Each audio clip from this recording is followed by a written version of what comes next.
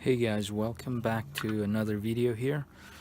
This is a 2016 Chevy Sonic that had an accident, frontal collision, and the brake fluid reservoir, the tank, is leaking. As you can see, we're going to try to replace it. It's got a little crack over here. When I filled it up with brake fluid, it just came right back out, so it needs to be replaced. And I picked up this new fluid tank for around $30 from Chevy dealership, and it looks about exactly the same. It's got a connecting wire connector there, probably a brake fluid sensor or something similar right there, and it's got two bottom in and out hose lines, and it came in this box right over here. And the box, inside the box, it also had two rubber bushings right here. So first we're going to be doing is we're going to try to remove that old piece right there, and then we'll try to reinstall the new tank. So maybe we can just pry it out, see how it works. I've never replaced a brake fluid tank on this vehicle. I've done a couple others before, and different brands, makes, and models are slightly different. So let's get to it. So okay guys, after about 10 minutes of playing around with it, looks like there's this little plastic piece right here, and I'm going to show you what's holding it in there, the tank in place, is this little pin right here that came in the box. It's about an inch long, and it goes right in here, and that's the pin that's holding it in place. So basically I went ahead and pushed it from this side, pushed in, and it's coming out right out. So we're gonna, actually it's okay to break this one because we're gonna replace it anyways. That pin is hard to reach, so I was not able to remove the pin. Now that the old one is out, put that aside, and we're gonna go ahead and remove that pin, or try to remove it.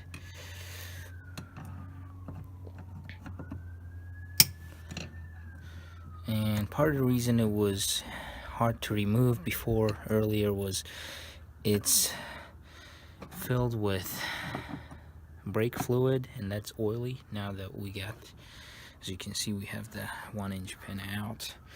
Just put that aside, and we're gonna proceed with the new brake fluid tank. We'll go ahead and replace those rubber bushings because it comes with the new ones anyways. So let me just get these opened up.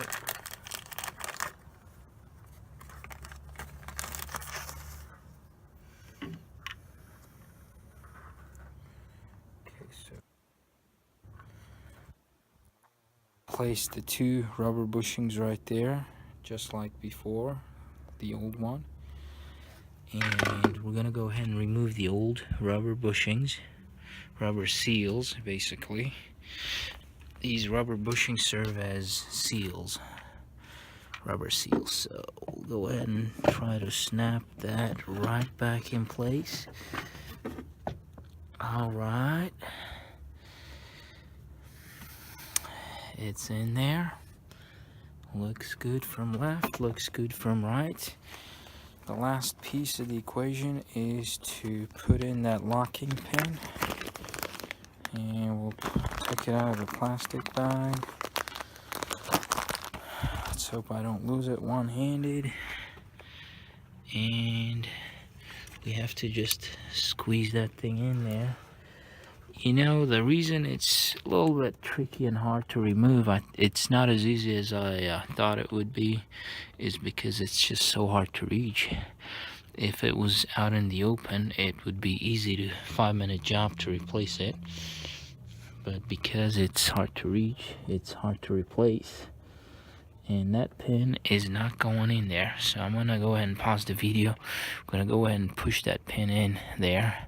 We're gonna probably squeeze it with a set of pliers, and press it in there. So be right back at you.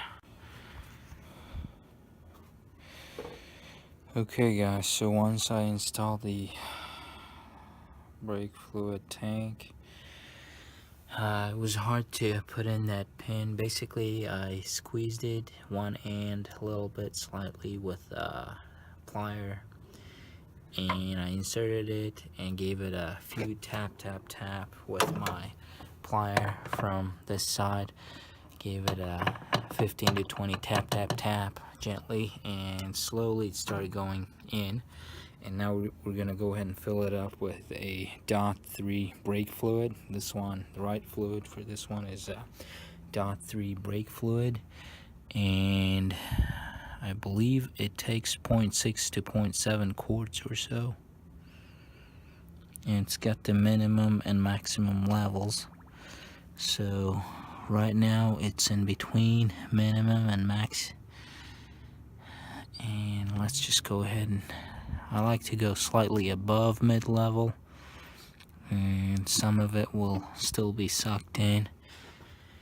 And we'll go ahead and take the old cap. This replacement didn't come with the cap, so we'll just put the lid back on and tighten that cap, and we're all set. We'll go ahead and test it out. Hope everything works out.